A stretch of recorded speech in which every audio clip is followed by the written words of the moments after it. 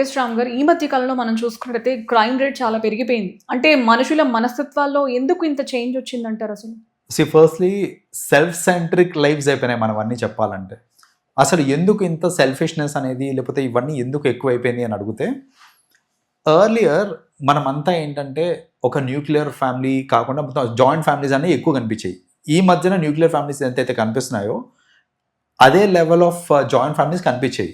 So ఒక joint ఫ్యామిలీలో మీరు ఉన్నారనుకోండి, మనకేంటంటే అన్కండిషనల్ లవ్ అంటే ఏంటి, రెస్పాన్సిబిలిటీ టువర్డ్స్ అదర్ పర్సన్ అంటే ఏంటి, ఒక పర్సన్కి మనకి ఏదైనా ఇబ్బంది వచ్చింది అని అంటే ఒక నలుగురు ఎలా ముందుకు వచ్చి సహాయం చేస్తారు, ఇవన్నీ కనిపించాయి ఒకప్పుడు.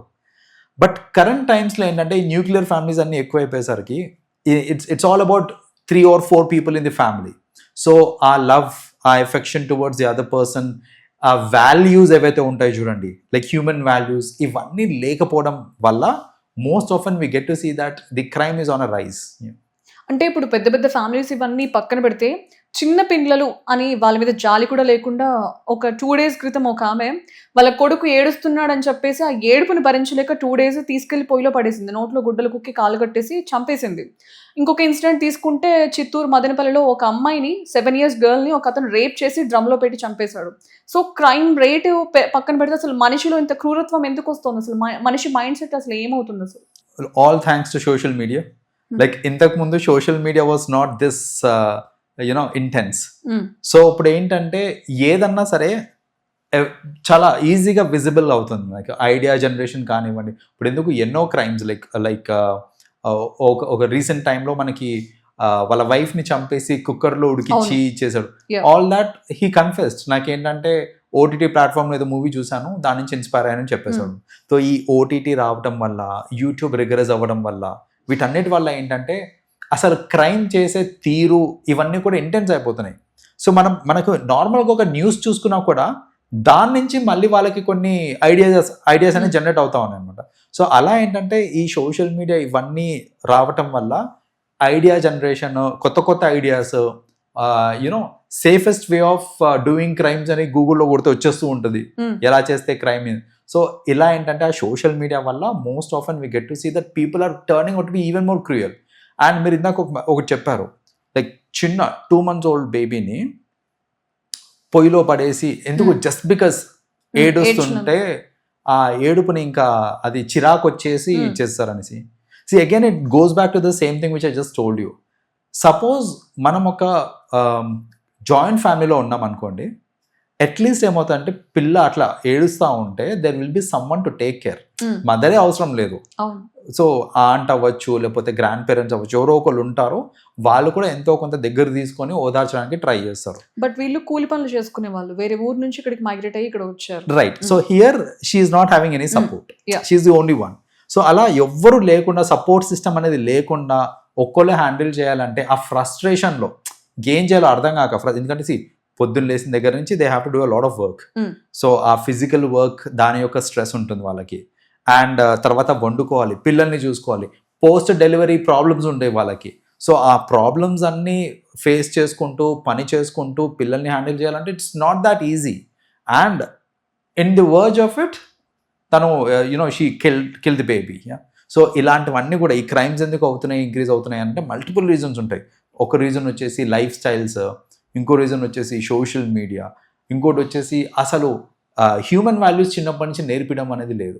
సో ఇవన్నీ పక్కన పెడితే వాళ్ళు చంపేశాక కూడా ధైర్యంగా మేము చెప్పాము. ఒకప్పుడు భయపడేవాళ్ళు, క్రైమ్ చేశాక ఎక్కడికన్నా పారిపోయేవాళ్ళు. ఇప్పుడు ధైర్యంగా మేము చేసాము అని చెప్పి తప్పించుకోకుండా వెళ్ళి చెప్తున్నారు. అంటే మనిషి మెంటాలిటీ ఎలా ఉంటుంది అసలు?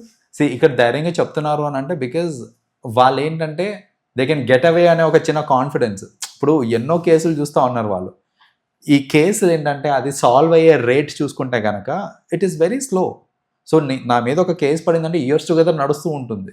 ఈ లోపు న్యాచురల్గా చనిపోయిన వాళ్ళు చాలా మంది ఉన్నారు. కేసు సాల్వ్ అయ్యి శిక్ష పడే కంటే న్యాచురల్గా చనిపోయిన వాళ్ళు చాలా మంది ఉన్నారు. So when the system is not strong enough, ఈ లూప్ హోల్స్ని వాళ్ళ దృష్టిలో పెట్టుకొని ఏంటంటే ఈ పారిపోవడము, దాక్కొని ఉండడం అంతా అవసరం లేదు. నేను డైరెక్ట్గా 2002లో ప్రత్యూష చనిపోతే తీర్పు మొన్న వచ్చింది.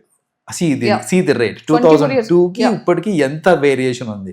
సో దాట్ ఈస్ వాట్ ఏంటంటే ఇంత గ్యాప్ వచ్చి, ఇంత డిలేస్ ఇవన్నీ నడిచి, సిస్టమ్స్లో ఉన్న లూప్ హోల్స్ గురించి తెలిసిన వాళ్ళు ఏంటంటే ధైర్యంగా ఎట్లాగో I can get away I know అనేసి, లేకపోతే ఒక లాయర్కి ఫీజు ఇచ్చానంటే సరిపోతుంది, ఈ విల్ టేక్ కేర్ ఆఫ్ అది ఎడ్యుకేట్స్ ఓకే, అంత నాలెడ్జ్ ఉన్న వాళ్ళు చేశారు, మరి ఏం తెలియని వాళ్ళు కూలి పనులు చేసుకున్న వాళ్ళు కూడా అలాగే చేస్తున్నారు కదా మరి. దాంట్లో కొందరు they have different agendas all together. వాళ్ళు ఏంటంటే లొంగిపోయాను అనుకోండి, లైక్ పడే శిక్ష పడుతుంది, that I'm ready to take it. కానీ వాళ్ళు ఆలోచించి తీరెట్లా ఉంటుందంటే, ఈ కూలి పనులు చేసే వాళ్ళు వీళ్ళంతా కాన్సిక్వెన్సెస్తో పనిలే, నాకు నా కక్ష నేను సాధించుకున్నానా లేదా, అంటే కక్ష తీర్చుకున్నానా లేదా, నేను అవతలని చంపేశానా లేదా, రైట్ చంపేస్తే I'm successful in my life, నా ఏం నేను రీచ్ అయిపోయినా, ఇంకా rest what ever happens I don't mind.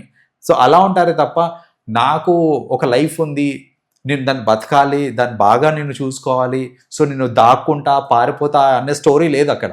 వాళ్ళకి ఏంటంటే నా కక్ష ఉంది, నేను తీర్చుకుంటా అంతే. ఆ థాట్ ప్రాసెస్ అక్కడికే ఆగిపోతుంటుంది వాళ్ళది.